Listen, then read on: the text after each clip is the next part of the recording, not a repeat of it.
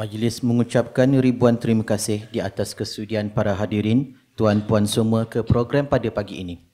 Untuk makluman para hadirin, program resensi buku Salam Terakhir pada hari ini merupakan sebahagian daripada pengisian program Read at Uni UMT bagi menyokong agenda program Read at Uni peringkat kebangsaan yang diadakan setiap tahun. Sudilah tuan, jalan berlapan di malam kelam. Sudilah tuan, beri ucapan, kata aluan pemanis kalam. Majlis menjemput yang berusaha Ketua Pustakawan PSNZ Tuan Haji Abu Hassan Ghazali untuk menyampaikan ucapan alu-aluan sempena program hari ini. Dipersilakan.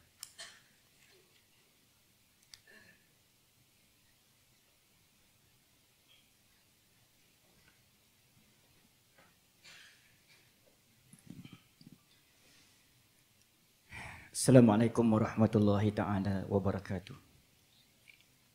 Alhamdulillahirabbil alamin. Wassalatu wassalamu ala asyrafil anbiya'i wal mursalin wa ala alihi wa sahbihi ajma'in. Subhanaka la ilma lana illa ma 'allamtana innaka antal alimul hakim. Rabbi shrah li sadri wa yassir li amri wahlul 'uqdatam min lisani yafqahu qawli. Terima kasih saudara pengacara majlis. Yang saya hormati, yang berbahagia Datuk Seri Dr. Zulkifli Muhammad Al-Bakri, penceramah program resensi buku hari ini yang juga merupakan pengarang buku Salam Terakhir. Yang berbahagia Tuan Haji Zulkifli Ibrahim, pendaftar Universiti Malaysia Terengganu, pegawai-pegawai kanan, ketua-ketua jabatan, div-div jemputan yang saya dimaklumkan daripada Perpustakaan Negara Malaysia yang hadir pada hari ini, Perbadanan Perpustakaan Awam Negeri Terengganu, Perpustakaan Al-Wathiqu Billah UNIZA, Yayasan Islam Terengganu, juga daripada Institut Teknologi Petroleum Petronas INSTEP, pengetua, guru-guru besar, guru-guru pusat sumber sekolah, anak-anak pelajar daripada 13 buah sekolah daerah Kuala Terengganu dan daerah Kuala Nerus. Warga UMT sekalian, hadirin dan hadirat yang saya hormati. Pertama kalinya, alhamdulillah, bersyukur kita kepada Allah Subhanahu wa taala kerana dengan limpah kurnianya maka pagi ini kita dapat bersama berhimpun di auditorium PSNZ ini untuk kita menjayakan program resensi buku Salam Terakhir pada pagi ini. Moga-moga ianya beroleh keberkatan Allah Subhanahu wa taala. Bagi pihak majlis dan pengurusan Universiti Malaysia Terengganu, jutaan terima kasih diucapkan kepada yang berbahagia Datuk Seri di dalam kesibukan dapat meluangkan masa untuk bersama-sama dengan kita pada pagi ini. Alhamdulillah. Dan jutaan terima kasih juga diucapkan kepada semua tetamu jemputan dan warga UMT Cemerlang yang dapat hadir bagi menjayakan program kita pada pagi ini. Hadirin sekalian, program resensi buku bersama penulis ini adalah bagi tujuan membicarakan perkongsian mengenai buku Salam Terakhir yang menghimpunkan nasihat-nasihat daripada seorang bapa kepada anaknya. Penulis juga akan berkongsi pengalaman dan cabaran yang dilalui serta dorongan dan sokongan yang telah diterima sepanjang penulisan buku ini.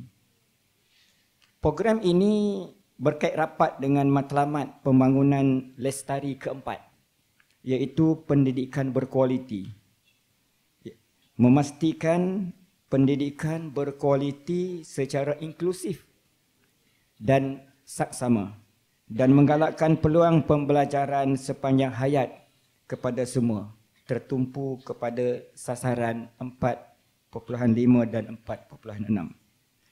Program ini juga menyahut inisiatif kerajaan dalam memupuk budaya membaca di kalangan masyarakat, khususnya warga-warga yang datang pada hari ini. Hadirin yang saya hormati dan kasihi sekalian, program resensi buku pada hari ini di antara tujuannya adalah meraihkan karya penulis dari negeri Terengganu, iaitu Datuk Seri sendiri. Dan yang keduanya, membantu pembaca ataupun komuniti yang belum berkesempatan membaca buku yang diresensikan sebentar lagi, insya-Allah. Kita tak sempat nak beli buku, nak baca, tapi yang tak sempat nak beli, insya-Allah di luar auditorium ada dijual buku yang akan dikongsikan oleh Baginda Datuk Seri sebentar lagi. Yang ketiganya malah mengetahui latar belakang dan alasan buku tersebut diterbitkan. Okay, sebab apa buku itu ditulis oleh Baginda Datuk Seri.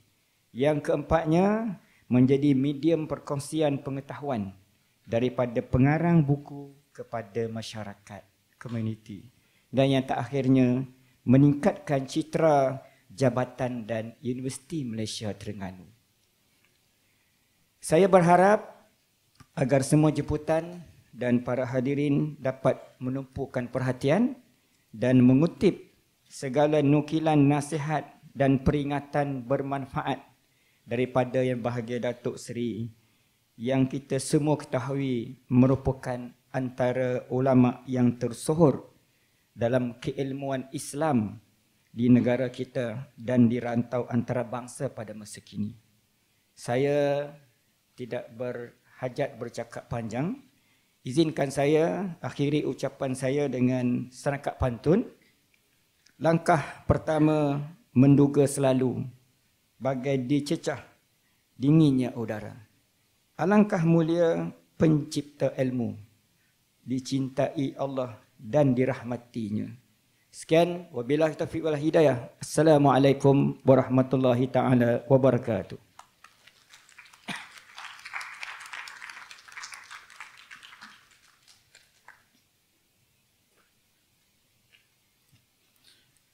Terima kasih diucapkan kepada Ketua Pustakawan Tuan Haji Abu Hassan Ghazali di atas ucapan alu-aluan sebentar tadi. Tibalah kita ke acara yang ditunggu-tunggu. Majlis dengan segala hormatnya mempersilakan tetamu program lisensi buku Salam Terakhir pada hari ini, iaitu Yang Berbahagia Datuk Seri Dr. Zulkifli Muhammad Al-Bakri tampil ke pentas untuk memulakan program sebentar lagi.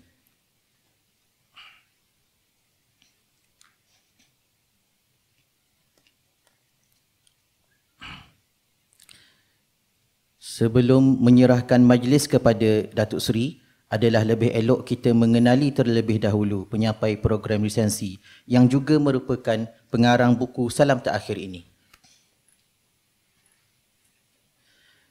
Datuk Seri Dr. Zulkifli Muhammad Al-Bakri dilahirkan di Kampung Gongpau, Cukai, Kemaman, Terengganu. Majlis mengalu-alukan kehadiran Naib Chancellor UMT Datuk Dr. Mazlan Abdul Ghaffar.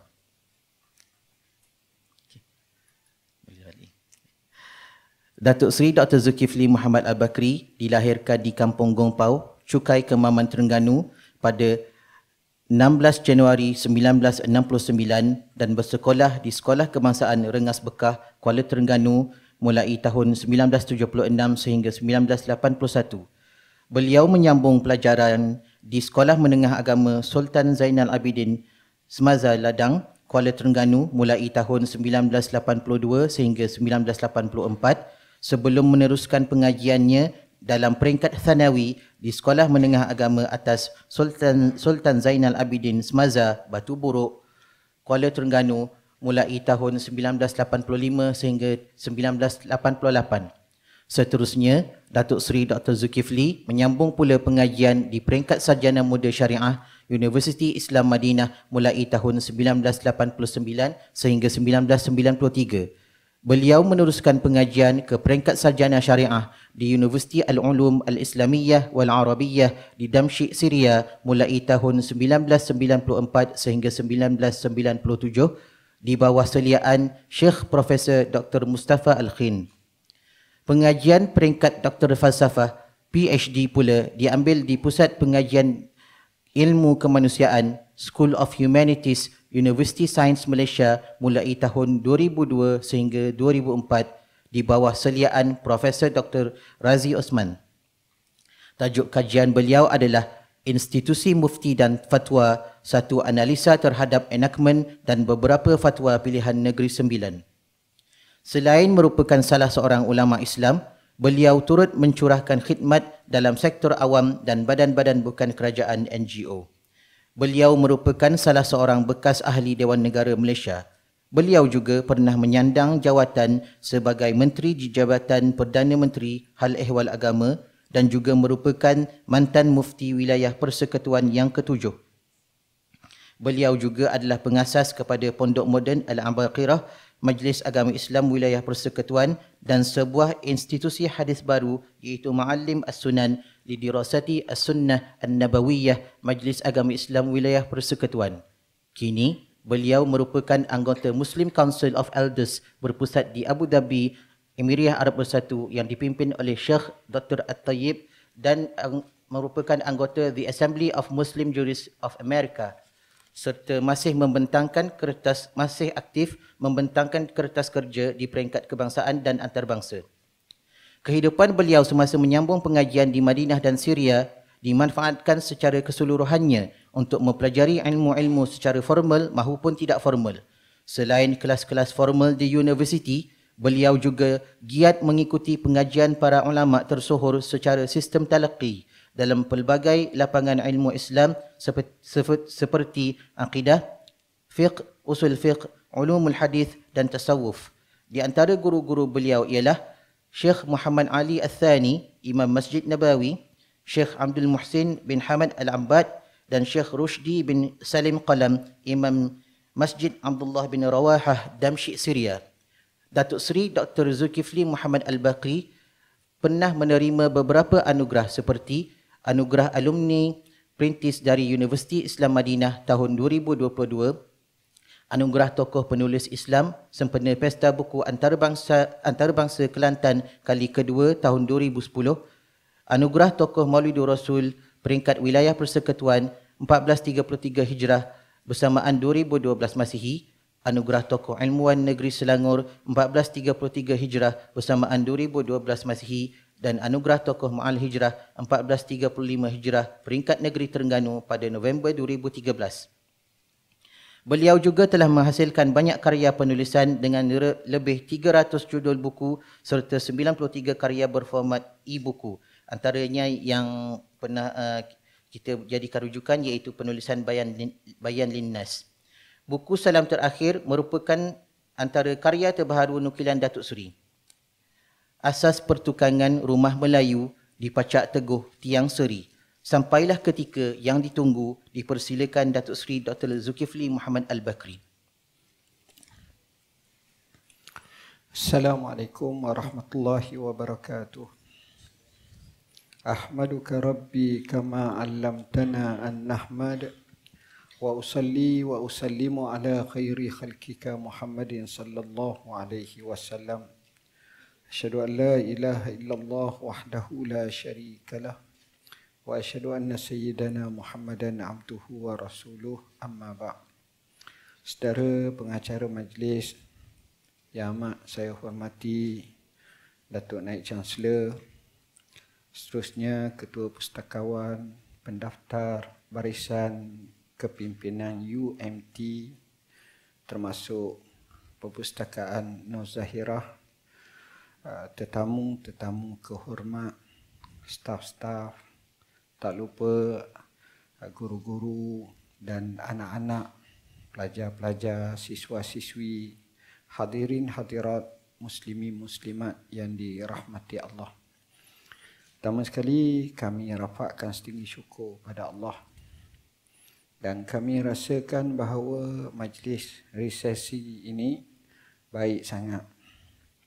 Dan ia merupakan salah satu daripada cara pendekatan untuk galakan membaca, galakan untuk cintakan ilmu dan buku. Saya telah sebut dalam satu buku kami bertajuk Kuasa Iqra', di mana dalam buku tersebut kami sebut tokoh-tokoh yang kuat membaca. Antaranya Ibnul Jauzi rahimahullah. Dia datang ke sebuah perpustakaan yang jumlah judul melebihi 60,000 buah judul. Katanya kalau aku kata bahawa aku telah baca lebih daripada 20,000 judul adalah tidak mustahil. Kata sebahagian ulama, sebenarnya dia baca lebih daripada separuh. Kenapa? Kerana mereka ni tekun dalam menuntut ilmu dan mengkaji ilmu. Sesungguhnya perpustakaan adalah lambang kekuatan ilmu seseorang. Bahkan negara yang berjaya, negara yang membaca. Buku Kuasa Iqra' saya telah kemukakan lebih kurang dari 15 tahun lepas. Dalam buku tersebut, kami meramalkan bahawa Korea antara negara yang hebat. Pada masa itu, sedangkan Korea baru mengalami krisis keuangan yang lebih parah daripada Malaysia. Apa yang berlaku, saya katakan begitu berdasarkan kepada dapatan keminatan pelajar-pelajar sana membaca. Pelajar-pelajar sekolah menengah membaca antara 2 atau 3 buku setiap bulan. Yang pagesnya antara 200 ke 400 muka surat. Jadi dengan kasih kepada buku dan baca seperti itu, bayangkan dia punya pakar-pakar, pensyarah, guru-guru mesti kena lebih daripada pelajar. Kaedah menyebut faqidus syai' la yu'ti. Orang yang tak ada apa-apa, macam mana dia nak beri sumbangan. Hasilnya kita tengok sekarang Korea telah menjuarai banyak bidang. Bidang yang pertama, kalau kita tengok, orang suka sangat drama Korea. Bermutu.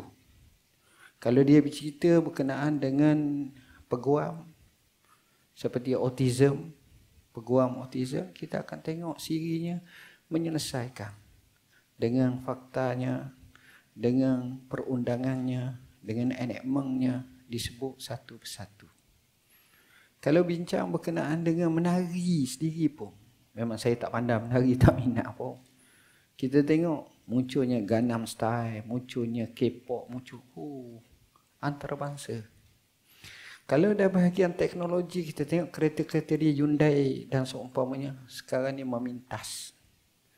Kalau elektronik seperti handset dengan Samsung, payah nak gugak. Walaupun sekarang mula melemah, tapi kekuatannya luar biasa. Mencabar banyak. BlackBerry mencabar Nokia lama-lama habis dia pegang berapa? Kat 10-15 tahun. Kenapa? Kerana kuat membaca. Ini kehebatan. Poin yang kedua suka saya nyatakan bahawa buku ini sebenarnya tidak boleh dipisahkan oleh manusia. Manusia dengan buku sepatutnya mesti kena dekat. Sebab itu mereka kata kawan yang seterbaik adalah buku. Membaca buku, menekuni buku, kita akan diberi pahala, diberi ilmu, diberi pengetahuan, diberi solusi dalam kehidupan. Banyak orang terhijab dengan kejahilan, sedangkan dapatan dan solusinya terdapat dalam buku. Alangkah ruginya apabila buku tidak menjadi agenda utama dalam kehidupan. Oleh kerana itulah, budaya membaca dia tak kenal orang.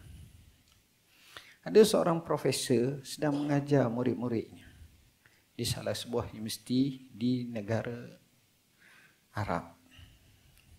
Sedang dia mengajar, datang seorang tua masuk. Dia terus sambut orang tua itu, peluk, kucup, hormat orang tua ni. sudah bercakap sepatas lidah, orang tua tu pergi. Maka profesor tu kata kepada saudara-saudara dia, anak-anak murid dia, saudara, anak-anak muridku, kalau kamu baca 4 jam sehari, 5 jam sehari, kamu tak boleh lawang orang macam ni. Ilmunya terlalu banyak. Kerana budaya membaca. Antara tokoh yang terkenal di Arab Saudi yang kuat membaca rahimahullah, iaitu Syekh Ali Tantawi, daripada adib. Adib ni maknanya sastrawan daripada Syria. Dia keluarga ulama. Dia pernah sekelas dengan Said Qutb. Cuma dia kata saya tak tahu sama ada saya lebih cerdik pada Said Qutb ataupun tidak. Kerana masa tu saya terpaksa pulang sebelum periksa. Dia pernah jadi qadhi. Dia akhirnya berhijrah ke Saudi. Kerja dia setiap hari dia membaca buku. Membaca buku antara 10 ke 12 jam sehari. Bahkan lebih. Tiap-tiap hari. Kitab Al-Ghani yang lebih daripada 30 jilid besar-besar dia boleh baca dan boleh khatam. Dan kerjanya luar biasa membaca. Setiap petang dia masuk TV Arab Saudi, masa tu hitam putih. Tahun 80-an menuju awal 90-an. Syekh Ahmad Didat rahimahullah pergi ke sana, ke Mekah, bertemu dengan dia, tanya masalah berkenaan dengan Maryam, Isa, Jesus umpamanya, mengikut perspektif Islam untuk dimodalkannya sebagai hujah ketika berdebat dengan mereka yang lain daripada Islam. Artinya hebat. Dia mengajar sikit saja dalam 10-15 minit cara tua. Sekarang tuan-tuan kalau boleh Google dalam YouTube boleh tengok. Tapi ilmunya mantap. Maklumat sakafahnya luas. Kenapa? Kerana minat membaca. Dan minat membaca ini akan ditakuti oleh musuh-musuh. Sebab itu, mereka cuba melenyapkan minat kepada membaca, kepada ilmu, sehingga kita ghalib dan asyik. Kita tak boleh ke mana. Tuan-tuan tahu, zaman kegemilangan Islam, dalam sejarah menyebut, di kota Baghdad tu, dia ada satu perpustakaan besar bernama Darul Hikmah. Saya cuba selidiki tentang Darul Hikmah. Dia ibarat perpustakaan dalam perpustakaan. Macam kita kata, macam kita tengok PWTC, Pesta Buku. Buku banyak. Begitulah Darul Hikmah. Cantik, banyak, ramai. Dan ilmu sentiasa ulama mutanafis ataupun berlumba-lumba menghasilkan dapatan-dapatan moden, hebat. Kajian-kajian melalui pemikiran, melalui macam-macam. Sampai tahap tu. Jadi kota Baghdad ni, tempat mana-mana ulama' bertewah.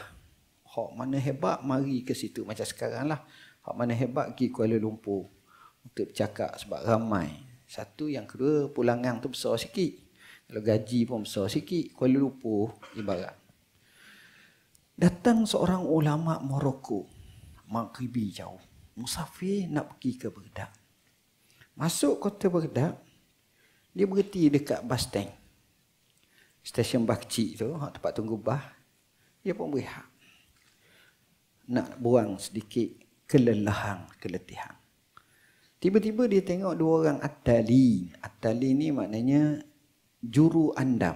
Orang lelaki juru andam. Ala-ala hak nikah kahwin tu dia bawa semua. Dia pun berehat di bawah tempat bus stop tu sama. Sama-sama dua orang ni pun bercakap. Dia kata, apa pendapat kamu tentang pengecualian istisna? Jawab kawan dia, mungqati'. Kawan ni kata tidak, muttasi'. Kawan ni beri hujah. Wala yastasnun. Kawan ni kata hadis Nabi SAW. Kawan ni kata tidak, Ibn Abbas kata. Dia dengar jawapan tu bincang, dia jadi bingung. Dia kata, kalaulah sekadar juru andam, pak andam, boleh bincang masalah ilmu sedalam itu, maka bagaimana para ulama dia? Tak jadi. Balik, tak jadi nak cari makan. Tak lepas. Ilmu. Sebab itu mana-mana institusi pengetahuan, Bila mana kekuatan ilmu tu makin kuat, universiti itu akan jadi gah. Dan kerja mereka baca je. Baca. Dapatan kajian begini-begini. Daripada pagi sampai petang sampai itulah hebat. Saya bertemu dengan guru kami yang amat saya kasihi, rahimahullah, Syekh Wahbah Zuhaili. Scholar yang besar dalam Islam. Antara pembuat fiqh mukarram besar, fiqh Islami wa adillatu sebelah jilid. Masya Allah, alim. Dia datang ke Malaysia beberapa kali. Dia pernah datang rumah saya. Saya buat dengan dia banyak. Dia punya rajin baca buku lebih kurang dalam 16 jam sehari. Tak pelik dia jadi alim pun. 16 jam sehari. Bagaimana semangat dia belajar tu daripada kecil. Jauh 1 sampai duduk ke Azhar. Azhar pula ambil 2 double degree. Dia tak pernah dapat kecuali nombor 1. Cerdik daripada awal lagi. Nombor 1 semua. Hebat. Kenapa? Kerana kesungguhan membaca. Dia minat membaca. Dia mengkaji. Dia sungguh membaca. Jadi kalau kita boleh pupuk seperti itu, ada alangkah baiknya tuan-tuan. Jadi insya-Allah saya taklah nak bincang panjang kerana saya nampak kita nak bincang tajuk ni, mudah-mudahan ia beri manfaat. Itu sebagai mukadimah tadi. Pertama, saya nak nyatakan bahawa tidak ada sebuah buku biasanya apabila hendak ditulis, dia mempunyai matlamat tersendiri. Daripada sekecil-kecil buku sampailah kepada sebesar-besar buku, ada matlamat. Buku yang kita nak bincang pada hari ini ialah Salam Terakhir. Sebenarnya saya nak nyatakan begini. Buku seperti ini saya terkesan dengan apa yang ditulis oleh Al-Imamul Ghazali rahimahullah. Imam Ghazali dia nasihat budak-budak dia, pelajar-pelajar dia, anak-anak murid kecil dia dengan tajuk Ayyuhal Walad, iaitu adab belajar ilmu dan interaksi dengan khalayak masyarakat. Dan nasihat Imam Al-Ghazali itu menyentuh kalbu. Sesuai untuk mukaddimah dalam orientasi baca buku tu kepada pelajar-pelajar. Dalam masa sehari, 2 hari boleh tamat. Sekurang-kurang dapat satu mindset jelas. Macam mana pemikir Islam, filosof Islam seperti Imam Al-Ghazali, yang nama sebenarnya Muhammad ibn Muhammad Al-Ghazali, berasal daripada Tus, lahir dalam 450 Hijrah, meninggal dunia dalam tahun 505 Hijrah dalam usia 55 tahun. Al-Imam Al-Ghazali dia buat buku tu. Jadi saya pun fikir bagus juga buat. Oleh kerana saya ada 5 orang anak.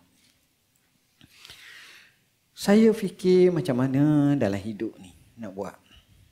Bila anak saya mula menginjak tingkatan 1, yang pertama, saya tulis buku. Sebab dia duduk di asrama, saya tulis buku tajuknya Nota untuk Anakku. Saya nasihat satu. Dan alhamdulillah sekarang dia dah kahwin. Dia baru nak menghabisi master dia, insya-Allah. Jadi saya ceritalah satu nasihat saya. Jadi saya namakan Nota untuk Anakku. Masuk anak kedua. Anak kedua ni saya tengok dia ni sikit nakal. Nakal budak lah, nakal budak. Jadi macam mana saya nak buat? Saya pun hantar dia di sini. Bila saya hantar di sini, saya buat buku kedua. Kalau yang pertama Nota untuk Anakku, nombor 2 saya buat Wasiat untuk Anakku. Saya beri fokus dengan PA perangai dia, nasihat satu. Masuk anak ketiga, seorang perempuan. Jadi anak perempuan ni, saya juga dia pun keluar daripada rumah tingkatan 1, belajar. Masya Allah, saya pun buat satu buku, Putriku Inilah Nasihat Abah, satu buku. Masuk anak keempat, saya terlewat buat. Sekarang baru susung dan dalam proses terakhir yang saya kata anakku inilah pesanan Abah. Jadi sebabnya saya nak nasihat mewakili ibu bapa terhadap kerenah anak-anak masing-masing. Cuma buku ni, walaupun saya nama wasiat untuk anakku, saya telah pindah kepada salam terakhir. Pertama sekali saya akan sebut mana-mana buku berkenaan dengan saya sedarkan anak. Saya namakan anak saya yang ini dengan nama Hamad. Kerana saya terkesan dengan guru kami di kota suci Madinatul Munawwarah, pakar hadis, iaitu Hammad Al-Ansari, asal orang Mali. Kemudian menjadi ulama besar di Masjid Islam Madinah, di Masjid Nabi. Menghafaz hadis banyak. Saya hadir dalam majlis dia, saya kagum. Ketika mana dalam majlis dia, perpustakaan dia, rumah dia 3 tingkat. Tingkat bawah semua buku, lebih besar pada dewan ni. Buku master, PhD, pengkaji-pengkaji agama minat selalu datang. Lepas asar dia akan turun, depan dia ada 2 telefon. Jadi dia akan jawab. Telefon yang ni jawab, ya, Hafiz Ibn Hajar dia kata gini-gini. Ya betul. Tak. Yang ni, betul. Imam Syaukani dalam Nailul Autar dia sebut gini-gini. Ambil. Ya, Ibnu Katsir ada sebut dalam Muqaddimah gini-gini. Ambil. Ya, Imam Syafi'i dalam Al-Um ada sebut. Kita tengok, kita kali. Asyik. Allah kata. Ni hak telefon, hak orang tanya, hak ni. Sebab dia ilmam, dia isti'ab, dia duk main sentiasa buku. Akhirnya dia menjadi scholar yang luar biasa. Jadi saya, cita-cita saya, lalu saya namakan dia dengan nama Hamad. Hanya Hamad saja, bukan Muhammad, Hamad. Maka dia pun hiduplah belajar macam biasa. Kita kena beriman, anta turi, wallahu yuri, wallahu yaf'alu ma yuri, la anta turi. Mun nak, Tuhan buat apa yang dia nak, bukan apa yang kamu nak. Kita merancang. Dia keputusan PMR, bukan PMR, dia panggil penilaian sekolah rendah, tak tinggi mana. Tak apa, tapi yang paling penting saya tak nak dia merokok. Saya tak nak dia buat kerja tak betul. Saya hantar di pondok TDI ni, pondok Terengganu Darul Iman ke apa, di Kuala Berang. Saya pergi hantar, dia satu-satunya saya letak sini. Hantar sampai tingkatan 2, tingkatan 3 ni nampak liar juga. Tak jadi. Hai, kata Masya Allah. Saya buat sekolah namanya Pondok Moden Abakirah. Alhamdulillah, sekolah tu antara sekolah terbaik di Malaysia. Pernah jadi terbaik. Sekolah berjaya, Masya Allah. Yang pelajar-pelajar Universiti Islam Madinah, Ummul Qura, Riyadh, Morocco, dalam luar negara gini-gini. Bahasa excellent, periksa tinggi. Masya Allah, hebat. Saya masukkan anak saya tu seorang belajar. Saya nak suruh dia jadi syekh. Tapi Allah takdirkan dia jadi chef. Tukang masuk. Susah saya. Belajar SPM tak lagi juga. Kata apalah mak ni. Itu. Jadi saya hantar sekolah IKB bahagian culinary. Lepas pada SPM. Lepas culinary itu CJ saja. Sudah CJ saja tak jadi. Tamat. Itu jadi minat pula masuk. Apa nak masuk? Masya Allah. Masuk. Akhirnya kena buat diploma lah. Masuk UiTM Dungun. Belajar UiTM Dungun. Belajar tengah-tengah belajar tu lah. Tiba-tiba dia rasa sakit peha. Sakit peha. Awan sakit peha. Cek. Masa tu saya jadi mufti, saya ingat, di wilayah. Jadi kami pun buat bedah di Pusrawi. Bedah ni keluar daging setokor. Tanya doktor, macam mana? Dia kata ni bukan apa-apa kanser, ni daging biasa je. Okey. Tak ada apa. Lepas pada tu, dia pihak medik ni, benda-benda macam ni dia simpan. Dekat dia simpan dia, dekat Kuala Lumpur, dekat Bulatan, dekat Sentul. Ada tempat dia. Daging tu. Jadi dia pun belajar di UiTM, tamat UiTM. Bila tamat, masuk praktikal. Masuk praktikal, pergi hak paling dekat sekali di hotel Movenpick Tabung Haji dekat KLIA. Duduk situ. Dia berulang alik daripada rumah dengan motor. Kemudian dekat nak tamat, lebih kurang dalam sebulan, 2 sebulan nak tamat ni, dia selalu batuk. Batuk. Isteri saya doktor perubatan bahagian radiologi lah, master pakar. Dia rasa lain macam. Dia pun scan balik. Scan dia tengok lain.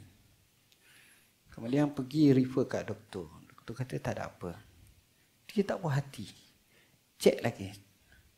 Akhirnya selepas 4 kali cek ke apa ni, minta daging tu balik selepas 2 tahun, setahun lepas tu tengok. Cek hantar ke Jepun daging tu. Minta tanda tangan sebab dia rare. Lepas cek rupanya kanser. Tapi tahu pun tahap 4 dah. Dengan limfoma habis. Jadi dia ni kita tengok tamat saja belajar tu duduk rumah je. Buat kemo. Kemo tak tahan. Dan 3 kali 4 kali berhenti kemo. Dia tak cukup 6 pusingan. Tak tahan. Sebab dia brain dengan hati semua sekali lah. Kita tengok mula-mula jalan laju, jalan slow. Kemudian akhir sekali raung gebuk habis gugur masa kemo. Kemudian akhirnya dia berjalan. Dia tak berapa kuat. Akhirnya duduk je. Tapi alhamdulillah masa tu saya baru selesai jawatan sebagai menteri, saya banyak duduk rumah. Kami duduk rumah ni, tu saya rasa nikmat yang paling besar. Yang pertama sekali kami boleh khatam banyak kali Quran. Jadi tiap-tiap minggu sekali, 2 kali khatam, baca Quran. Mayang berjemaah khatam Quran. So no, alhamdulillah. Sambil-sambil tengok dia sakit, saya pun sibuk pergi mengajar begini-begini. Sapat. Tapi dia mula dah sakit. Akhir sekali dia kena buat bedah tangan sini dengan hidung sikit. Buang lagi. Kemudian okey lagi. Sampai kepada tahap pada bulan Ramadan dia sakit, dia rasa tak boleh bangun. Tak boleh bangun, pergi ke hospital. Bulan Ramadan tahun lepas, bukan Ramadan ni, nampak dia dalam keadaan uzur. Doktor datang beritahu kanser merebak ke tulang belakang. Tak boleh buat apa.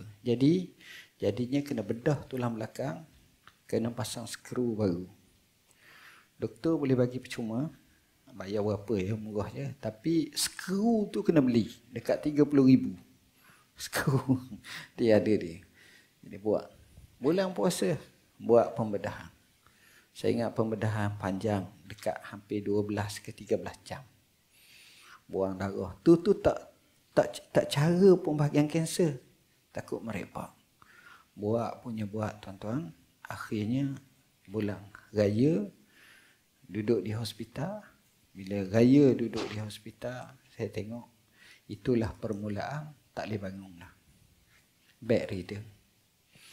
Dalam bedridden itulah kita semayang. Akhir sekali air kecil pun tak boleh dah nak macam kena pakai tiup.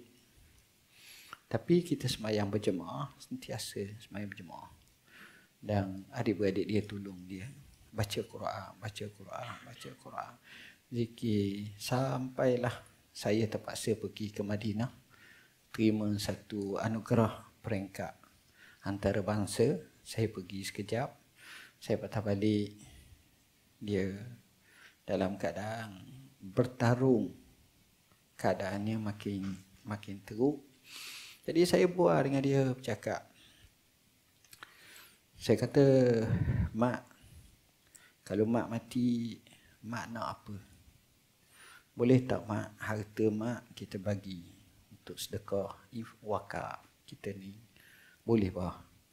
Mak nak korban tak tiap-tiap tahun? Boleh bah. Mak nak ni tak? Boleh. Semua sekali boleh. Boleh buat. Sehinggalah saya terpaksa pergi ke Perak. Bila sampai di Perak, tengah malam tu, petang malam nak ceramah lagi, datang telefon kata dia nazak lah. Saya patah balik. Saya patah balik tu dia sedar. Cakap balik. Sampailah pada hari Jumaat, saya nak pergi khutbah Jumaat, kata nazak pula sekali lagi. Saya patah balik. Tengok dia sedar lagi. Okey. Kemudian sembahyang Jumaat. Daripada Jumaat tu kita sembahyang asar berjemaah. Sudah sembahyang asar berjemaah, dia pun tutup mata, la ilaha illallah, la ilaha illallah. Daripada bunyi kepada Allah, Allah, Allah, Allah. Mulut je gerak sampailah kepada akhirnya nafas. Sampailah pada pagi Ahad. Sebab salah satu doa saya doa, ya Allah ya Tuhan aku ni sibuk sangat. Tak ada nak jaga anak aku ni. Biarlah dia mati, aku bersama dengan dia. Jadi kita buat rutin. Malam tu memang ramailah orang datang. Saya pun tak tahu. Akhir sekali, pukul 5, giliran saya pula jaga. Saya pun jagalah. Sampai 5.23 pagi, dia nafas sekali je, terus mati. Pagi Ahad. Jadi bila pagi Ahad, saya pun terus telefon sahabat-sahabat saya. Nombor 1, kita jangan panik. Jadi kita telah ada bahagian semua sekali. Caranya saya kondak semua. Tapi saya wakil orang ni, kubur gali ni. Kemudian saya pergi mengajar dan dia dimandikan, sudah dimandikan. Pukul 9 pagi, pukul 10 pagi semayang, sudah semayang tu pergi ke kubur. Jadi antara dia mati sampai ke kubur tu sebelum pukul 11 selesai semua. Jadi alhamdulillah saya nampak mudah. Ucapan tahniah, takziah lah semua daripada Agung, daripada Perdana Menteri biasa, daripada orang politik, daripada Perdana Menteri Palestin, daripada Syekhul Azhar, daripada banyaklah dunia, termasuk daripada Madinah, daripada ni.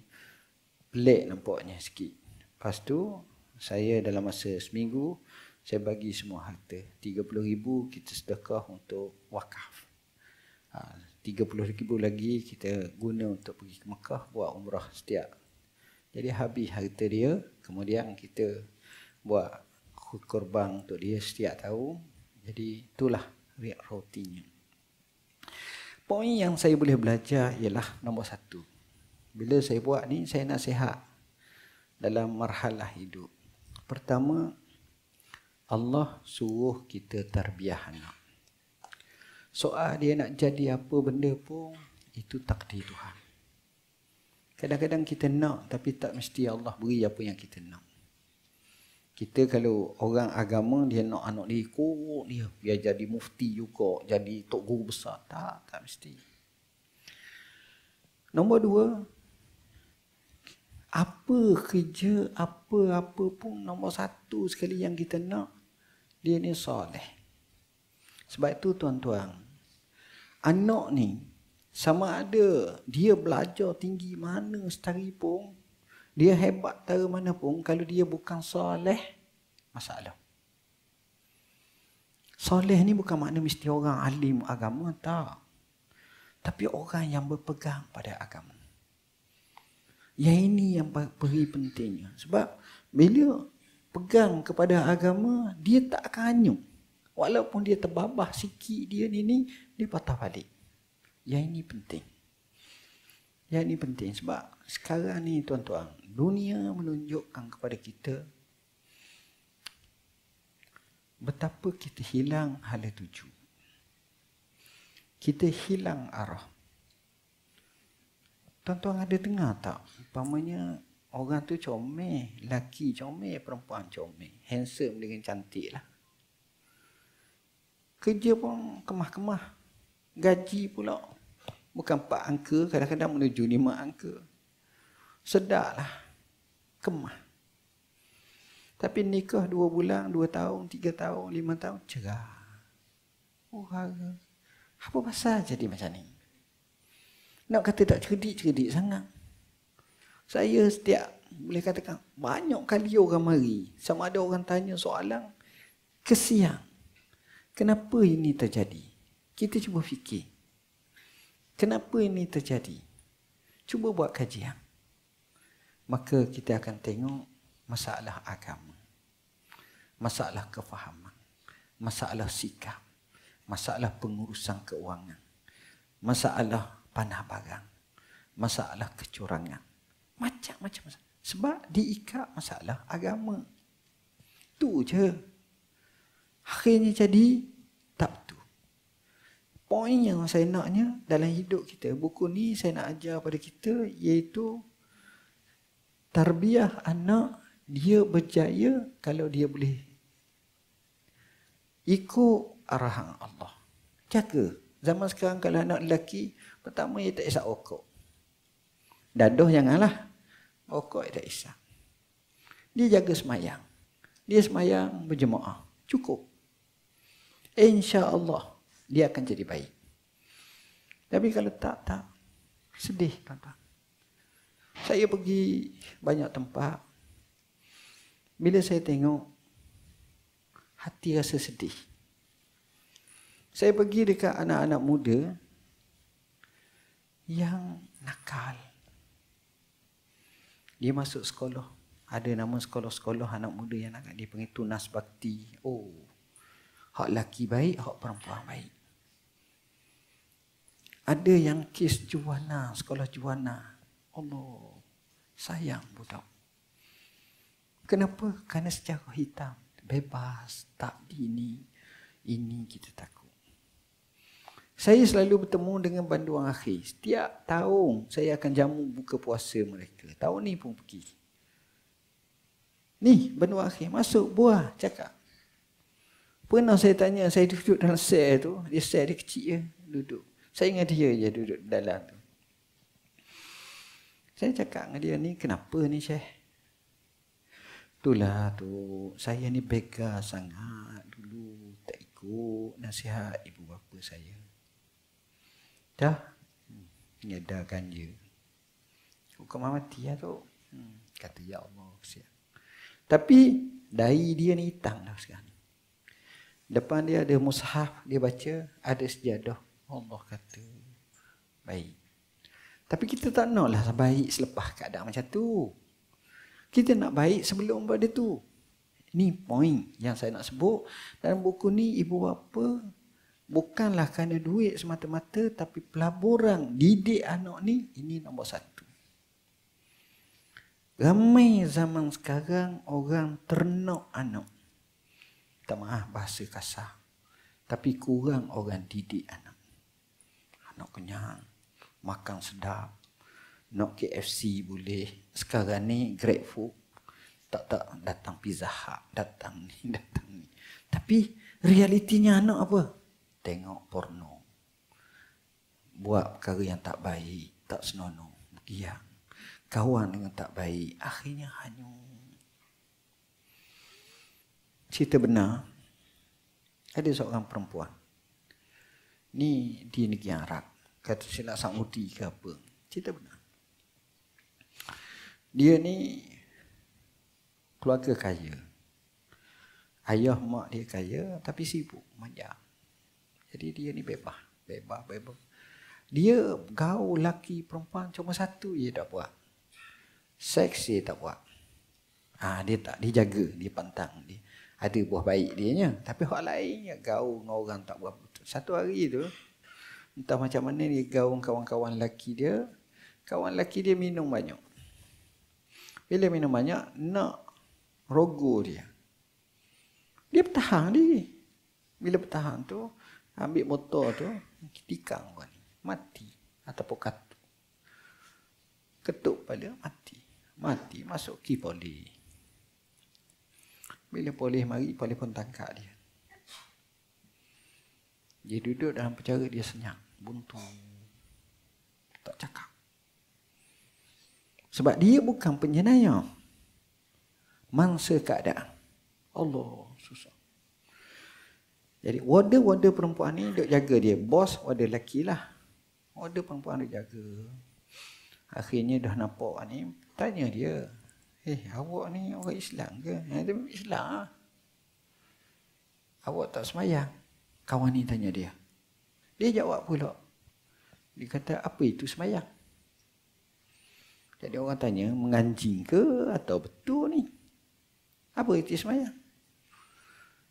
Jadi kawan ni pun sebesar cerita terang mana sembahyang. Dia kata, saya tak tengok mak abah saya buat pun. La ilaha illallah. Lalu dia ajar. Akhirnya, dia antara orang yang sembahyang tegak. Sembahyang. Masa banduang lain tidur. Orang tengok lampu kat dia sembahyang. Allah. Order ni, bos ni setiap kali datang surat suruh laksanakan hukuman, bos ni akan buat alasan tak sesuai lagi, tak sesuai. Elok. Satu hari selepas beberapa tahun, dia pergi kat bos tu. Dia tanya, saya nak tanya pada tuan. Tuan tahu tak, ada tak giliran saya sampai untuk saya dikenakan hukuman? Kawan ni pun marah. Tak, itu bukan urusan awak, ini urusan saya. Sebab ketua pengarah dia tu, ataupun pengarah tu, dia rasa sayang orang ni. Dengan cara dia, maknanya orang yang terlepas daripada kehidupan yang normal, kemudian masuk balik fitrah baik ni. Akhirnya dia kata apa? Tuan, kalau datang surat untuk laksanakan hukuman pada saya, tuan jangan bertangguh. Saya minta tuan teruskan. Kawan ni kata, kenapa? Kerana saya telah bermimpi dan saya telah tercium bau syurga. Akhirnya terpaksa dijatuhkan hukuman pada hari sekian-sekian.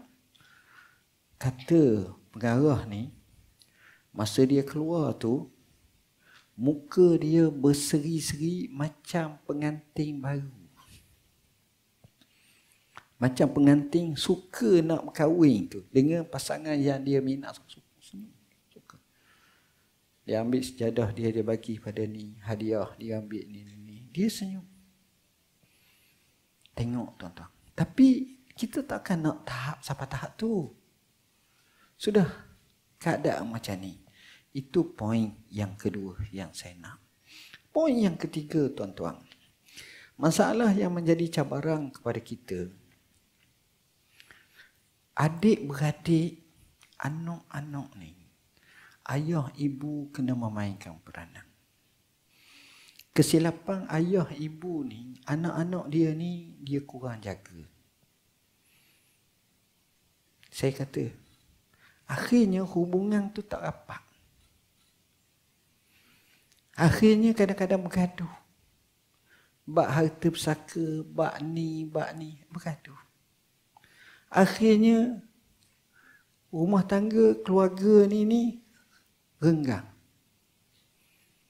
Kenapa? Kerana kita tak bina keluarga yang betul. Ini bala. Dan ini banyak berlaku. Kita tak jauh tuan-tuan. Dalam tahun 70-an atau 80-an. Orang Terengganu, kalau dia nak belajar ke UKM ataupun UM, daripada ni jatuh anak yang nak pergi belajar tu 3 buah kereta jatuh.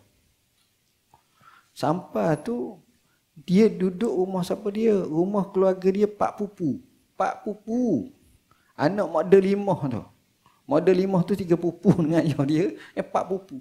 Okey. Hak nun pula sambut sampai cuti makan pula kini 3 hari 3 malam atau bergaruk macam. Sekarang belajar di UMT, duduk di nun. Abang dia pula pensyarah cakap, mau jawab bukan ada betul. Aku ngajar ni. Tak duduk rumah. Macam orang asing. Hubungan. Dulu lain tu. Sebab itu dulu, dari segi relationship tu berjaya. Sekarang kurang tuan-tuan. Itu sama-sama adik-beradik, sepupu-sepupu jauh lah. Anak-anak sepupu, anak-anak saudara jauh lah. Orang kampung lagi jauh. Tak ada dasar. Dan perkara ini makin lama makin jarak, makin lama makin jarak. Akhirnya kita membina masyarakat nafsi. Aku mumung. Aku mumung tak kira dah. Dan akhirnya adik-beradik pecah. Akhirnya ibu bapa pun bermasalah. Akhirnya hubungan tak rapat. Jadi tujuan saya karang buku ni salah satunya kena bina balik. Benda kecil. Tapi bila kita tak diajar dan kita tak mengasuh dengan betul, kita akan putus. Bila putus hati dah ni. Dia tak akan tengok kebaikan yang kita buat. Dia akan tengok sikit je ketidakbaikan. Sebab hati tu bengkak. Hati tu bengkak. Itu poin yang kedua. Poin yang ketiga, tuan-tuan. Dalam buku ni, saya sengaja menyatakan apa-apa benda pun kita kena ingat satu benda, nuktah akhir mati. Yang ni orang tak suka sebut. Orang tak suka sebut. Bab mati orang suka hidup dunia. Hidup. Nak ni, nak tu, nak ni. Mati tak? Mati, tuan-tuan. Bab kata Imam Syafi'i, kam min sakimin asyahina minad dahri wa kam min sahihin mata duna illatin wa kam min fata asbaha dhahika wa qad nasijat akfanuhu wa huwa la yadri. Berapa ramai orang sakit tak mati-mati. 15 tahun lah sakit tak mati-mati. Ada. Berapa ramai orang sihat tiba-tiba mati mengejut. Berapa ramai anak muda sedang ketawa berdekah-dekah dengan kawan dia. Kemudian sedangkan ketika itu kain kafannya dijahit, mati aksiden. Banyak tak? Banyak. Ini poin. Poin ni penting. Kita kena ingat. Sekurang-kurangnya kalau mati berlaku pada orang lebih muda pada kita, asal lebih sihat pada kita, lebih senang pada kita, lebih ceria pada kita, tapi dia boleh mati. Dah kita bila lagi? Persoalannya kita nak bersedia tak untuk mati? Kita tak sedia untuk mati. Dalam hidup ni tuan-tuan, dalam kita tengok ramai orang, tak ramai bila mati dia bersedia. Kalau saya tanya sedewang ni, termasuk saya, siapa dia sangat mati sejam lagi? Ustaz, melampau kata dia.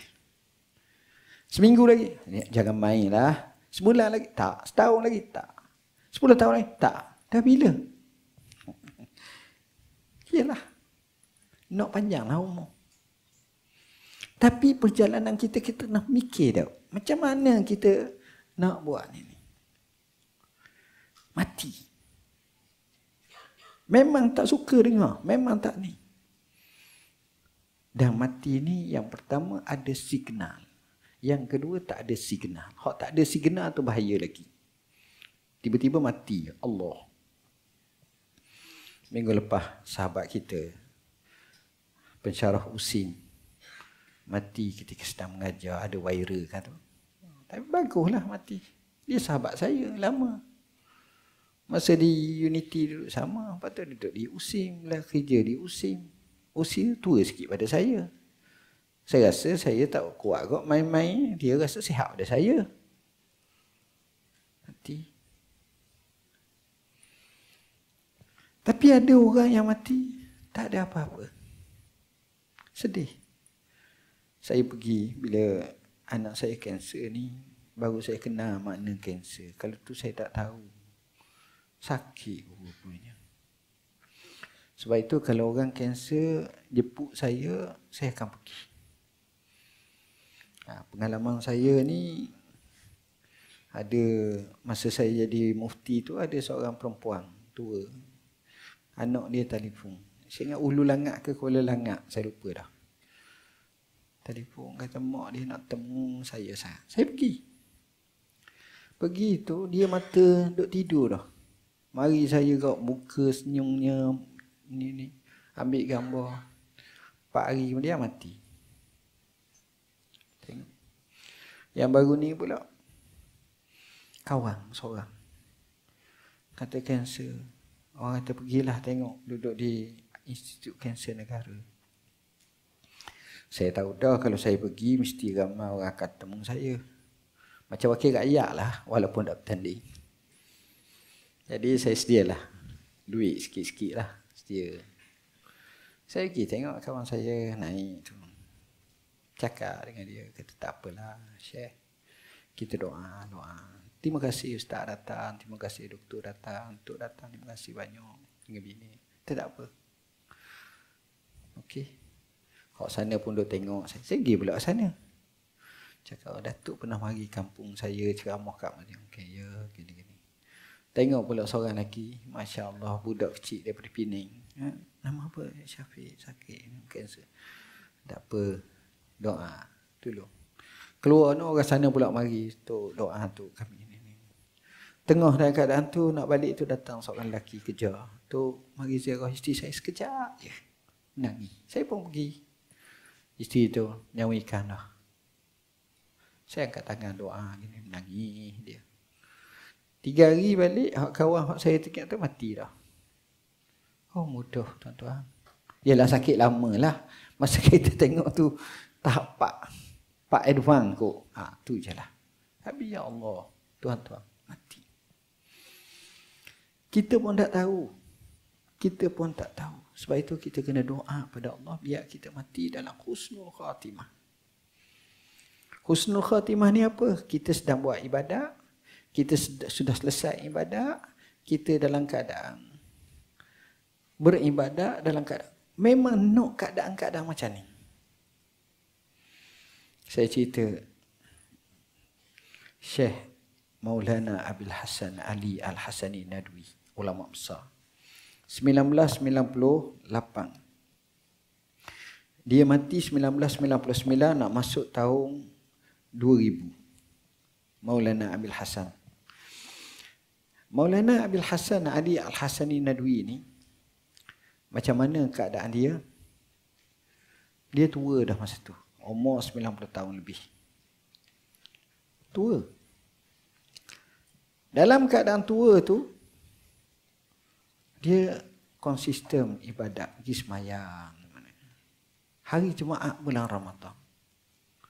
Dia pergi semayang. Dia duduk tempat semayang di masjid. Dia baca Yasin.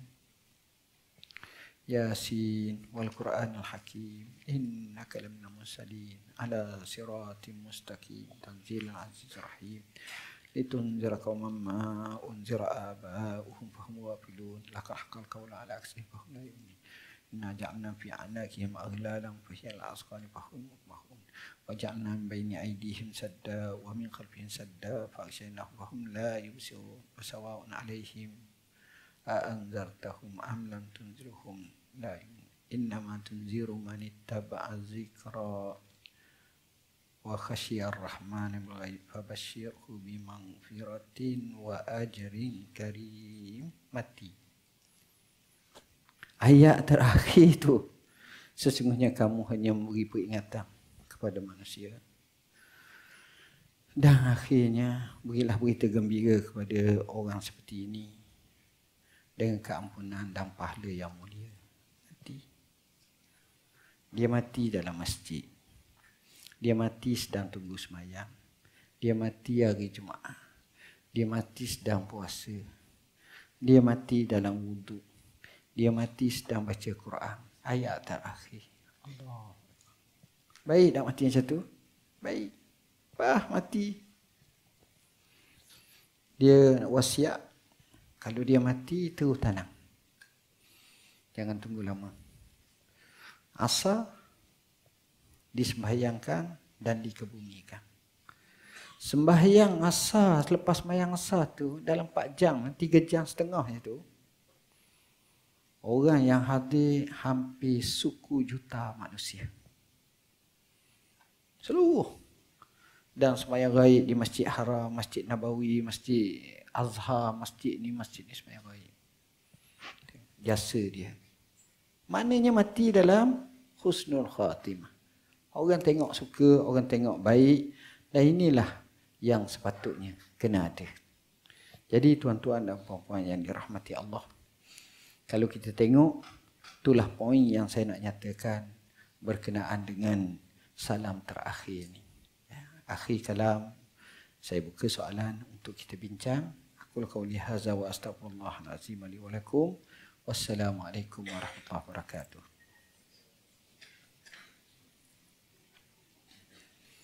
Waalaikumsalam warahmatullahi wabarakatuh. Okey, majlis menjemput ya. Terima kasih diucapkan kepada Datuk Seri di atas lontaran perkongsian dan mutiara nasihat sebentar tadi. Majlis buka untuk soal jawab.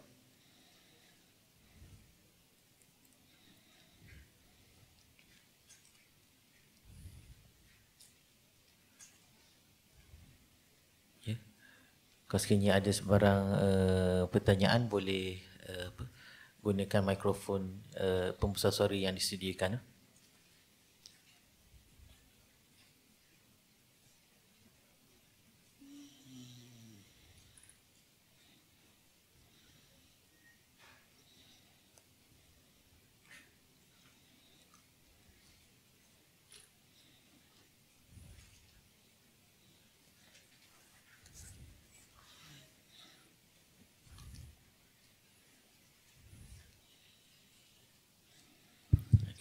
Assalamualaikum warahmatullahi wabarakatuh.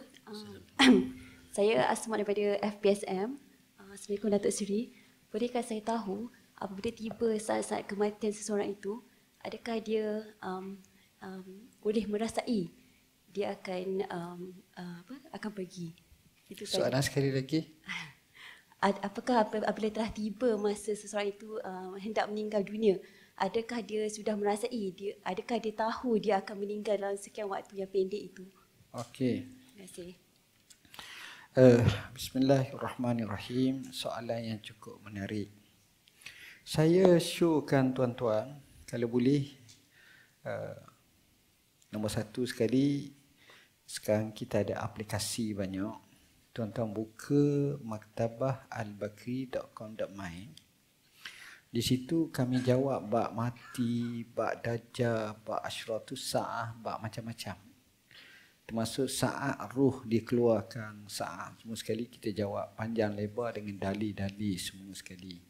Jadi kalau nak perincian boleh layari laman web kami Maktabah Al-Bakri, dan dalam laman web tu lebih pada 2.5 juta dah tengoknya. Jadi boleh tengoklah satu persatu dan boleh baca isu macam-macam. Sekarang kita telah jawab lebih daripada hampir 2,800 soalan dah, kata silang. Banyak soalan. Dan kita akan menuju dalam masa sebulan dua ni kepada 3,000 soalan. Dan kajian-kajian ilmiah dia berpuluh-puluh kajian kita buat. Termasuk hak kiamat, hak dajjal, hak ya'juj wa ma'juj, hak mati dan seumpamanya. Itu sebagai mukadimah kalau nak tambah maklumat dengan sebaik mungkin. Poin yang sahabat kita tanya tadi berkenaan dengan orang mati. Adakah dia tahu dia akan mati atau tak? Jawab dia tidak. Kenapa tak? Kerana Allah sebut wama tadri nafsum bi ayyi ardin tamut. Dan tidak ada seorang pun tahu di mana bumi dia mati, bila dia mati, waktu mana dia tak tahu. Jangkaan hukum zahir mungkin berlaku, tapi hukum hakikat sebab mati ini adalah urusan Tuhan. Ada 3 orang telah dijatuhkan hukuman mati oleh Hajjaj Ibn Yusuf As-Saqafi. Dia ni benar zalim yang dilantik oleh Abdul Malik bin Marwan dan beberapa khalifah selepas tu. Jadi Hajjaj ni bila orang menentang pemerintah, mereka ni nak dihukum mati. Oleh kerana nak dihukum mati, orang yang nak laksana ni telah kata kepada pertama, apa mu nak buat? Permintaan terakhir. Ni kata saya nak temu dengan mak saya, nak minta maaf, nak kucuk mak, nak salam. Bawa mak menangis, dia menangis, berpeluk-peluk, berair mata gini-gini. Kemudian bawa pergi tempat pancung, mati. Tanya yang kedua, apa yang kamu nak? Yang kedua jawab, saya nak sangat kalau boleh berikan saya masa sedikit. Saya nak ambil semayang, saya nak semayang beberapa rakaat. Buat, sudah semayang, pancung, mati. Masuk yang ketiga, apa kamu nak? Yang ketiga kata saya nak makan. boleh tak saya nak makan kepala kambing bakar dengan lauk bergiang-giang, roti bergiang-giang. Saya nak sangat makan tu. Jadi tak apalah, cari kepala kambing, lepas tu bakar kepala kambing, kemudian buat ni. Ambil masalah 3-4 jam ke nak selesai. Akhirnya dekat nak sampai nak hidang kat ni, tiba-tiba diberitakan hukuman dimansuhkan. Kenapa? Kerana Hajjaj bin Yusuf As-Saqafi mati dah. Jadi tak valid lagi hukuman. Lalu orang yang nak pancung ni kata kepada orang yang akan kena tu, kami kerja pancung orang ni banyak kali dah. Tapi kami tak pernah tengok macam kamu permintaan yang pelik.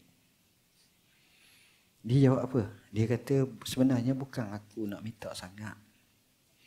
Sebenarnya bila aku sebut macam tu, aku nak delaykan masa. Delaykan masa kerana di antara celah-celah masa itu ada rangkaian dan rantaian qada qadar Allah yang boleh berubah. Dan dia minta, la yuradul qada illa bidu'a. Akhirnya dia selamat, tak kena. Tuan-tuan tengok. Maknanya mati seorang tak tahu. Itu satu. Cuma perasaan ke arah tu mungkin berlaku. Perasaan. Macam mana perasaan? Macam Nabi. Nabi ni yang pertama sekali, bila sudah melaksanakan Hajjatul Wada', haji penghabisan pada 10 Hijrah bulan Zulhijjah, masa di Arafah tu, dalam khutbah terakhir tu, dia sebut. Dia kata, khuzu anni manasikakum fa inni la adri la'alli la alqakum ba'da ami haza. Ambillah daripadaku ibadat haji kamu kerana aku tak tahu apa yang akan berlaku, adakah aku dapat bertemu lagi kamu tahun depan ataupun tak. Dan dia selepas 81 hari dia meninggal dunia pada 12 Rabiul Awal mengikut setengah riwayat, tahun ke-11 Hijrah. Tapi Nabi guna bahasa macam tu, perasaan tu. Tapi dia tak tahu bila keadaan macam ni. Sama juga sahabat. Nabi sebelum dia meninggal dunia sehari atau 2 hari, sehari sebelum dia meninggal dunia tu, Allah bagi dia sihat. Jadi sahabat boleh berkebun, sahabat boleh bertani, sahabat boleh pergi mengembala. Hari Isnin waktu duha datang nazak sakaratul maut, kemudian dia meninggal dunia. Terkejut sahabat. Sahabat pun tak tahu. Dia pun tak tahu. Tapi signal awalnya memang sakit, kemudian diberi sedikit kesembuhan, kemudian datang pula, kemudian meninggal dunia. Tuan-tuan. Artinya manusia cuma kadang-kadang Allah lisankan atas lisan dia dengan lisan-lisan seolah-olah macam nak pergi. Dia kata, minta maaf banyaklah, tak tahulah, takut dah temu dah. Mati sungguh kadang-kadang. Kadang-kadang perasaan macam, tapi tahu tak tahu, tak ada orang tahu. Kalau tahu, senang kita buat siap dah. Bismillahirrahmanirrahim. Dah tahu dah ni, tak, kita dah. Kat mana kita dah tahu. Mati di bumi mana kita tak tahu. Masa mana kita mati kita tak tahu. Waktu mana kita mati tak tahu. Asbab kita mati kita tak tahu. Memang ini rahsia Tuhan. Wa yas'alunaka 'anir ruh qulir ruhu min amri rabbi wa ma utitu minal ilmi illa qalila. Mereka bertanya kamu tentang ruh. Katakanlah ruh ni urusan Tuhanku. Tidak diberi pada kamu ilmu kecuali amat sedikit. Qalilan datang bentuk nakirah. Nakirah salah satu maknanya tufidut taklil, yang memberi makna sikit daripada yang sedikit, tak banyak.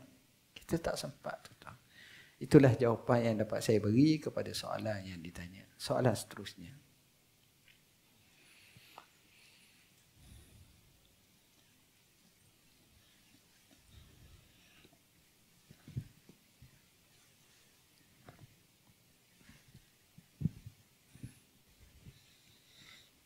Assalamualaikum.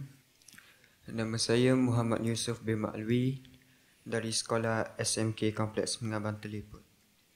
Saya ingin bertanya kepada Datuk Seri, boleh Datuk Seri kongsikan dengan dugaan yang Datuk Seri hadapi, bagaimana Datuk Seri mendapat semangat untuk meneruskan penulisan buku Salam Terakhir ini?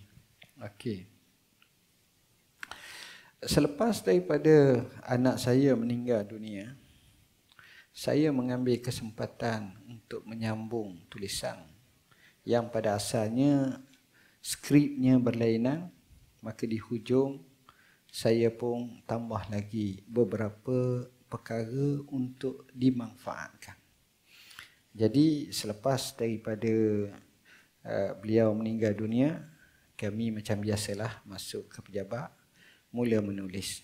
Jadi kami pun menulis dan melihat apa yang sepatutnya perlu ditambah, dikemaskini, sehingga hampir sebulan dia meninggal dunia, maka selesailah tambahan-tambahan, terutamanya selepas daripada kematian dan ketika kematian, dan juga beberapa perkara yang berlaku sebelum daripada kematian tersebut. Semangat yang kami dapati bahawa yang pertama sekali, kita kalau tengok orang, kadang-kadang kita tak boleh nak ukur orang tu hebat ke tak hebat, melainkan selepas mati. Yang ini benda yang pelik rahsia Tuhan, tuan-tuan.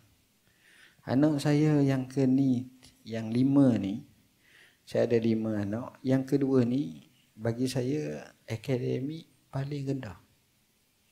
Berbanding hak pertama, kalau hak nombor 3 tu cerdik sangat, hak nombor 4 lagi cerdik, hak nombor 5 boleh tahan lah lebih kurang. Tapi dia bahagian ni, tapi dia benda lain, kita tak tahu. Cuma walaupun dalam keadaan dia tak terkenal sebelum dia hidup, tapi dia terkenal selepas dia mati. Yang tu saya perasan, orang ni buat umrah di Mekah untuk dia, orang ni semayang ghaib kat dia di Mekah, orang ni semayang pakak semayang, hak ni pakak ni. Kalau ucapan takziah saya dapat tu memang banyak sangat lah. Memang banyak sangat. Daripada permaisuri tuanku telefon tanya gini. Istana negara buat keluar ni. Yang ni pun cakap macam-macam, mari ziarah ni. Lepas tu kawan-kawan hak mana tak tahu, mari beri ucapan, pergi ziarah kubur, begini-begini. Jadi bagi saya itu satu daripada petanda yang baik. Sebab itu kadang-kadang kita jangan hukum seseorang tu hanya di dunia sahaja. Sebab itu Imam Ahmad bin Hanbal kata, bainana wa bainakum yaumul janais ataupun yaumul maut. Beza antara kita dengan kamu ialah hari kematian. Dia berkata kepada ulama-ulama ahli bid'ah. Imam Ahmad ni orang yang luar biasa. Bayangkan masa dia mati, Imam Ahmad dekat dengan kota Baghdad tu, dia ada pengkalang. Pengkalang maksud saya perahu lah, perahu kapal ni. Orang nak pergi semayang kat dia tu tak boleh nak pergi, melainkan terpaksa semayang atas kapal. Ada kata orang yang semayang dia hampir 1 juta. Ada kata lebih lagi. Tak tahu macam mana sampai rumah dia, jalan nak masuk rumah dia tu jam, tak boleh masuk. Ramai sangat. Sedangkan sejarah Imam Ahmad bin Hanbal yang lahir 164 Hijrah, meninggal 240 Hijrah, Imam Ahmad ni banyak tribulasi, kena penjara, kena bedal, kena hukum sebab kerana fitnah khalqil Quran pada masa itu, kerana pemerintah Abbasiyah ketika itu berpahaman dengan pahaman Mu'tazilah yang kata Quran tu makhluk, sedangkan Imam Ahmad kata Quran itu qadim, iaitu asal kerana dia termasuk dalam sifatullah. Jadi apa yang berlaku? Daripada situ kita tengok akhirnya Imam Ahmad ni, Masya Allah, orang tak tahu daripada mana datang, semua seantara dunia. Itu satu kelebihan. mati ni dia menjadi bukti. Syekh Muhammad Mitwalli Sya'rawi, ulama besar Mesir, saya sayang sangat dia. Meninggal 1998. Orang yang mengiring jenazah dia di Mesir masa tu melebihi 1 juta. Entah macam mana mari daripada pihak kerajaan, pihak orang biasa, pihak pejuang Islam, pihak ulama, pihak ni pakak mari ramai sangat. Sampai tutup habis kadang-kadang. Orang sayang. Kita tengok dia, ni menunjukkan maknanya bila makbul di sisi Allah, Allah zahirkan makbul di sisi manusia. Allah boleh terima. Jadi benda macam ni pun kita ambil peringatan dalam hidup kita. Siapa-siapa dialah, saya tengok insya-Allah kalau mati dalam keadaan baik, maka Allah tunjuk kepada seseorang itu keadaan baik dia. Wallahu a'lam. Ada soalan lain?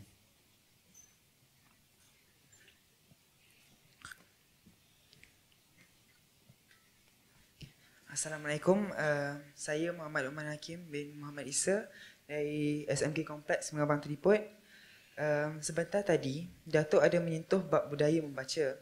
Budaya membaca itu tidak mengenal sesiapa. Soalan saya kepada Datuk, bagaimana kita dapat menerapkan budaya membaca kepada masyarakat, terutamanya golongan pelajar? Terima kasih. Tajuk ni cukup menarik, macam mana nak menerapkan budaya membaca ni. Nombor satu sekali, kami nyatakan bahawa budayakan di rumah kita, sekecil mana rumah kita ni ada sudut dewan bacaan. Kalau boleh ada perpustakaan di rumah. Perpustakaan di rumah ni melambangkan ilmu seseorang. Saya ziarah banyak tokoh-tokoh ulama. Saya dapati mereka ni kaya dengan buku. Sampai kadang-kadang 1000 buku mereka. Baru ni saya kumpul buku-buku saya suruh harap tulang taik. Cek. Lebih 4000 jodoh lebih buku. Boleh pergi ziarah kat saya, dinilai. Namanya Kompleks Al-Abqari. Biasanya kita buat. Banyak. Cuma kita tak sempat lah nak baca 4000 tu, tak baca 100 pun dah kot baca. Tapi nak ceritanya, ada tempat lain kita tengok mereka bina perpustakaan. Sebab perpustakaan itu lambang kepada buku, lambang kepada ilmu. Itu satu. Kecil-kecil pun buat bina. Dan khazanah-khazanah ni apabila kita budayakan, dia akan jadi besar. Akhirnya jadi sebilik, akhirnya jadi rumah, akhirnya seronok. Buku yang volumenya banyak, jilidnya banyak, yang sikit, yang pelbagai cara. Satu. Bila dah ada macam tu, kadang-kadang kita tak perasan. Tapi orang tu kata, dalam Ihya Ulumuddin, Imam Ghazali ada sebut. Kita pun teringat, Allah, ayah aku ada beli buku tu 5 tahun lepas. Baru nak buka. Balik tu baru buka. Sekurang-kurangnya dia datang. Jadi, nombor satu, binakan macam tu. Nombor dua, bagaimana cara nak macam ni, kita kena kawan dengan orang suka membaca. Para ulama biasanya kalau di negeri Arab, dia akan bertanya, Syekh, buku terakhir kamu baca apa? Jadi kawan ni akan sebut buku terakhir, buku ni. Hak ni kata buku ni, buku ni, buku ni. Jadi sentiasa ditajdidkan bacaan. Sebab orang Malaysia dikatakan baca buku lebih kurang dalam 2 buah buku setahun. 2 buah buku. Saya cerita orang Korea tadi sebulan 4 buku. Kalau jenis orang hebat sampai 5, 6, 7, 8 buku. Kalau jenis profesor jenis orang-orang yang hebat, dia akan baca buku ni sampai berbelah-belah buku. Setiap bulan, bahkan itu yang kedua. Yang ketiga, budaya pegang buku. Nombor 3 ni, budaya pegang buku. Kerana bila kita pegang buku, bermakna kita belek. Kita akan baca. Budaya ni saya tengok orang Jepun buat, orang putih buat. Walaupun dia baca mengikut kehendak dia, novel ke, apa ke, kepandailah budaya pegang buku. Budaya ni penting, capai. Saya ingat ada seorang guru saya, Rahim Hafizahullah. Namanya Syekh Saleh Jubran. Dia mengajar grammar je. Nahu. Bahasa. Tapi dia orang alim. Dia mengajar. Jadi, dia ni, saya tengok satu perangai yang baik. Setiap kali masuk kelas, dia akan bawa buku Kutayib. Kutayib ni maknanya buku kecil-kecil. Hak yang keluar tu. Bawa baca. Baca je. Tu. Jadi bila dia bawa buku, dia baca buku, di situ timbul minat kita. Oh, bagus dia. Saya tak tahu dia. Kecuali 3 bulan lepas tak silap, ada orang tabligh daripada Saudi mari temu saya. Mari, dia pun cerita nama Syekh. Saya kata tu Syekh saya dulu. Oh, tua dah lah. Saya 50-an. Saya ingat dia 70-an menuju 80 dah kot sekarang. Dia pernah kena penjara. Dia sana kadang-kadang baik pun kena kok. Bukan mana. Adalah sebab-sebab tu berani kena. Malaysia ni mujur tuan-tuan. Ustaz-ustaz dah kena penjara. Cakap apa-apa. Dia cakap sana kena. Dia Mesir bahaya. Kadang-kadang bahaya. Dia Saudi. Dan dia diuji oleh Allah. Macam mana dia kena berhenti apa tak ada apa. Akhirnya dia pindah ke Jeddah. Mengikut cerita baru ni lah. Dia keluar tabligh. Ada perempuan kaya seorang. Menikah dengan dia. Jadi tanggung dia lah ni. Rezeki. Agak kalau kaya-kaya sungguh tuan-tuan. Kita ada 40,000 kaya dah. Syekh tak ada berapa? Ada 200,000. Oh, kaya kan? Hutang ada. Agak dah. Kaya berapa? 2 bilion. 1 B. Tu kaya sungguh lah. Kadang-kadang dia tak main ni. Kaya. Dia tiap-tiap kali masuk tu bawa teh-teh, bawa buku, baca sikit-sikit. Esok masuk buku lain pula. Lusa, kita bukan pegang buku, bukan silibus, bukan buku mukarrar. Oh, saya kata, ni bagus, idea. Bawa buku baca. Kalau kita bawa kapung tu, kata nak nunjuk, tu style lama, tuan-tuan. Tapi kalau pakak bawa semua, nunjuk apa? Mau baca, aku baca. Macam semayang. Kalau kita semayang seorang, orang lain tak semayang, orang kata, wah, macam alim dia, lebar dia. Tapi kalau pakak semayang semua, aku nak tunjuk apa? Mu semayang juga, aku semayang juga. Budaya. Budaya ni baik. Budaya ni baik. Kalau budaya ni kita dapat, okey. Poin seterusnya, macam mana kita nak pupuk membaca ni, kita kena minat apa yang kita minat dulu. Saya beri contoh. Contoh ni, kadang-kadang kita nak tahu satu benda. Asal-usul Terengganu. Kata daripada taring Ganu, ada kata terang, ada orang kata begini, ada kata besi ni. Tak apalah, kita dengar gini. Ada orang kata oleh kerana Kelantang kilat, ni pula terang, taring, gini, macam-macam. Jadi itu menyebabkan kita akan bertambah, kita akan faham. Sebab kita nak tahu sesuatu. Jadi kita baca. Sama juga kadang-kadang kita nak baca ni sekurang-kurangnya kita kenal. Macam nak kenal Nabi SAW. Nak tahu macam mana garis masa hayat Rasul SAW. Macam mana sifat Rasulullah SAW ni. Macam mana keadaan Rasulullah SAW ni. Kita baca, kita tengok. Jadi kita kaji satu. Ini juga kita dapat memberi semangat kepada kita untuk membaca. Dan poin yang paling besar sekali, pemerintah mesti kena kuat baca. An-nasu ala dini mulukihim. Manusia di atas agama pemerintah mereka. Maknanya kalau pemerintah mereka minat agama, orang bawah dia akan minat agama. Kalau pemerintah mereka minat membaca, rakyat dia akan minat membaca. Kalau budaya macam ni dibuat, maka rakyat akan buat. Tuan-tuan, kalau baca je, kita akan naik tinggi. Mesti kita akan ranking yang terbaik di dunia. Pelajar kita pun, sakafah orang ni pun hebat. Semua ada ilmu. Orang macam ni kalau duduk di mana-mana pun kedudukannya sentiasa tinggi.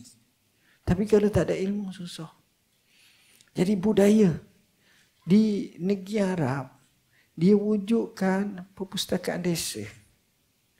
Perpustakaan desa. Saya syorkan masjid-masjid boleh collaborate buat perpustakaan. Macam sini tadi ketua pustakawan cerita, kita kata ada macam coffee corner. Itu bagus. Tapi kita buat santai, buat jadi asalnya orang cinta kepada buku, orang suka membaca. Satu lagi yang terakhir, pertandingan membaca. Pernah berlaku di Mesir, saya pernah tengok dalam YouTube ataupun dalam video, pertandingan yang paling banyak membaca. Ada seorang pemuda, Masya Allah, saya rasa dia tahun 2, tahun 3 ataupun tahun 4 universiti. Tapi dia punya bacaan dia tu bila ditanya oleh profesor dia boleh jawab semua. Satu. Macam munakasyah ataupun viva. Hebat. Sebab pertandingan baca. Makin banyak baca, lagi baik. Budaya ni kita kena pupuk. Biar sungguh-sungguh membaca. Jangan kita buat. Ini beberapa yang dapat saya sebut tentang membaca tadi. Wallahualam. Last soalan.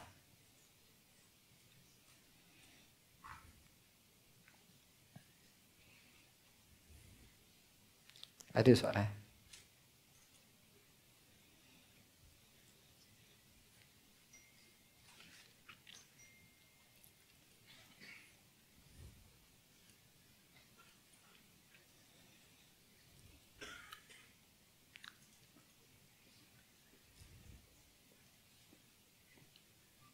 Assalamualaikum Ustaz. Assalamualaikum. Datuk Seri. Saya Nik Rosli, Megat Draman dari Pusat Pendidikan Asas dan Lanjutan. Saya ada nak tanya satu soalan. Kalau saya baca Quran tiap-tiap hari, saya hadiahkan pada orang yang sudah mati. Contoh Tok Nenek saya. Bacaan saya tu sampai tak pada saya mati. Dan dia tahu tak apa yang saya hadiahkan pada dia tu. Itu soalan saya. Saya tak apa dengar sebab telinga saya ni kurang baik sikit. Lebih kurang maksud soalannya macam mana? Saya baca Quran tiap hari.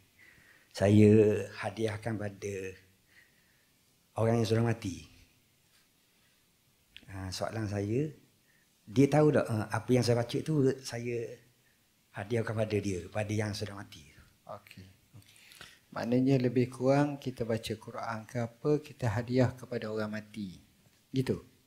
Siapa ada pahala dia. Dalam masalah ni kami telah jawab panjang lebar dalam Maktabah Al-Bakri. Sebenarnya orang yang mati dia akan dapat pahala melalui beberapa cara berdasarkan himpunan beberapa hadis Nabi SAW. Nombor satu hadis yang masyhur, iza mata ibnu Adam inqata'a amaluhu illa min salas.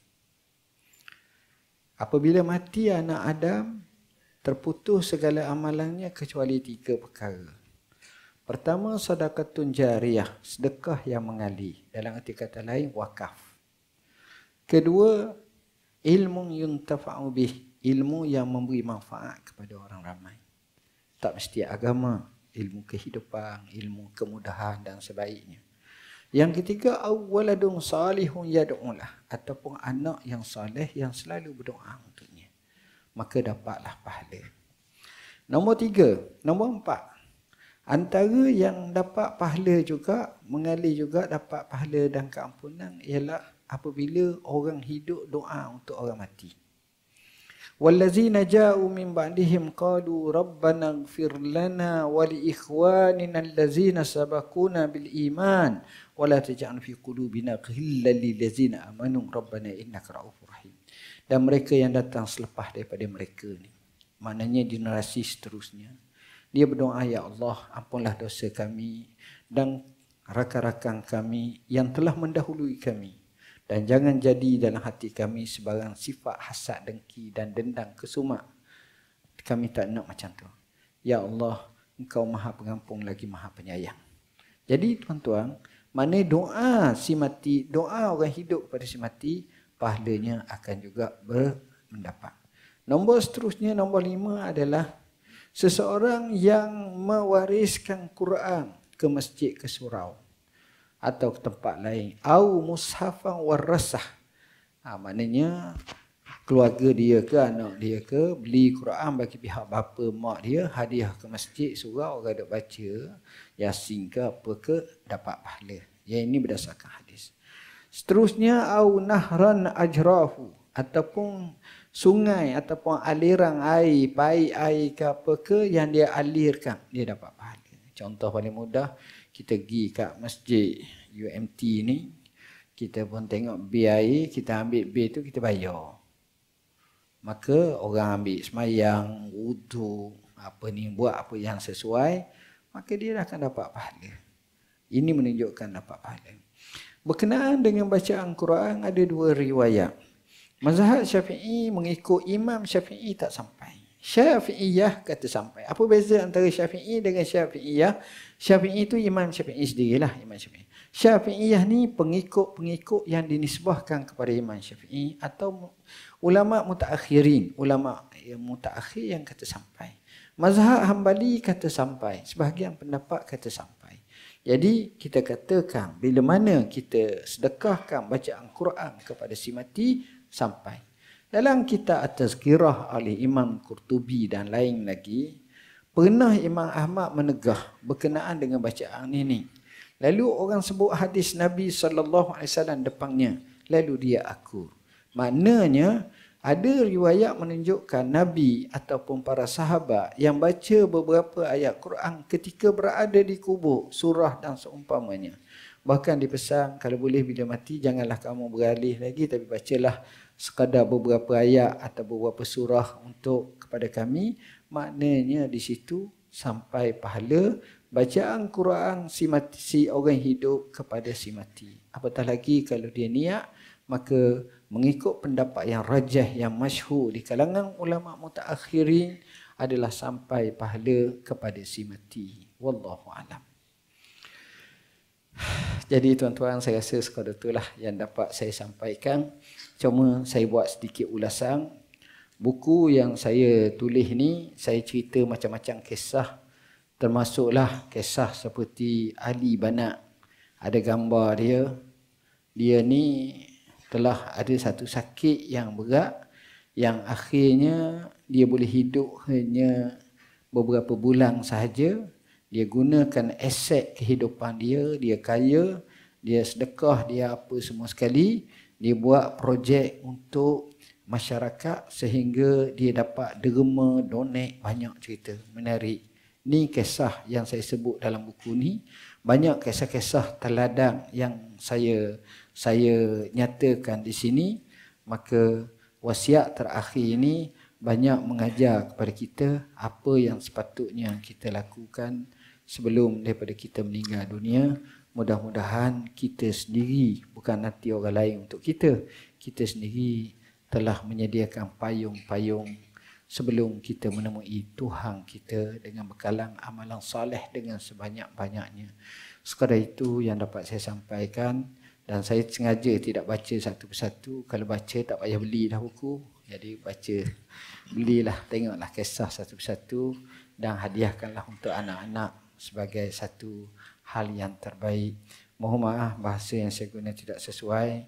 Saya ucap terima kasih kepada Datuk NC, kepada pendaftar, kepada ketua pustakawan, kepada pimpinan UMT, kepada pensyarahnya, kepada pelajar, kepada pustakawan negara, kepada pustakawan negeri Terengganu, kepada guru-guru, kepada anak-anak pelajar, kepada siswa-siswi dan kepada seluruhnya. Saya katakan kepada anda semua, uhibbukum fillah. Assalamualaikum warahmatullahi wabarakatuh.